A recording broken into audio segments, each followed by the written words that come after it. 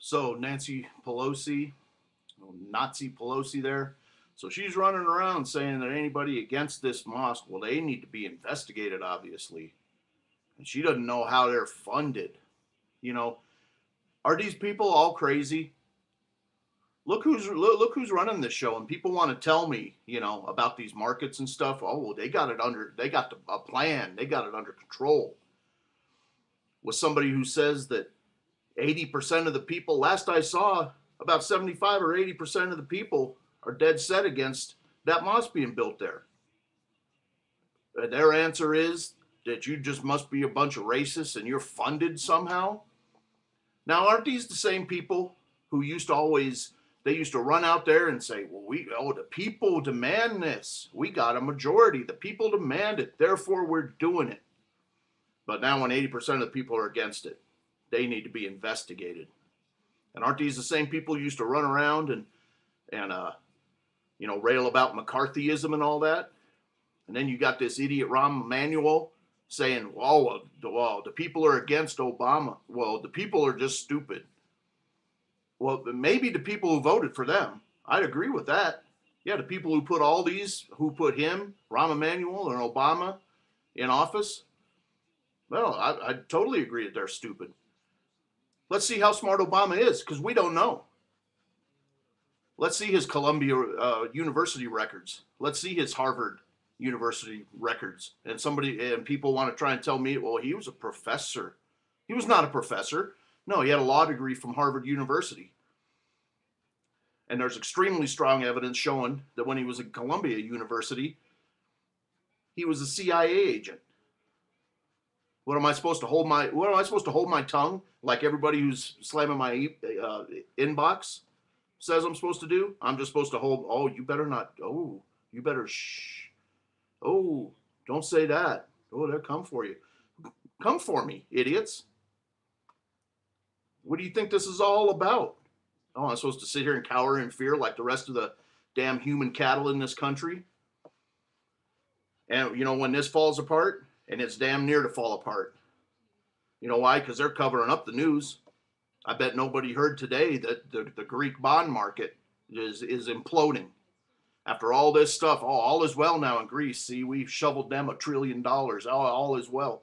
Well, their bond market is imploding. And that's the only thing keeping this country up with this bullshit games that they're playing on Wall Street with this crap, monetizing the debt through bonds. Didn't I just say on a previous video that Bernanke clearly perjured himself right before Congress, and he's committing treason right now, monetizing the debt. We have a thing in this country called the damn Currency Act. But I'm supposed to hold my tongue. Nope, ain't holding my tongue. I don't even care. Yeah, the bond market, just let that thing turn over, and it already is. Look at look at the 10-year bonds. They're crumbling. They're collapsing, and that's all they have now. But that's their plan. Well, we're just going to buy bonds, and then we're going to flip it into real estate and all that. Here's this guy today, this big hedge fund manager, this Larry Druckenmiller. With this $5 billion hedge fund on Wall Street, he says, I'm out. You can't make money anymore. The market's dead.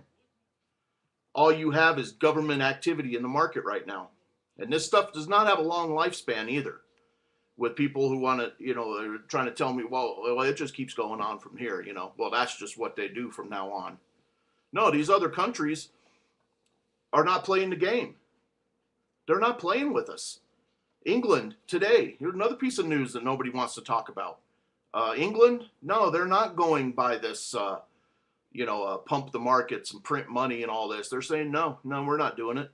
And some country in Malaysia now, they said, no, we're completely out of that. We're just we're developing these silver and gold coins, and that's what we're going to use.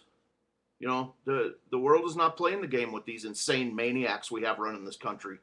That these people who still want to lecture people put into office. They still want to lecture people. Well, you got to give him some time.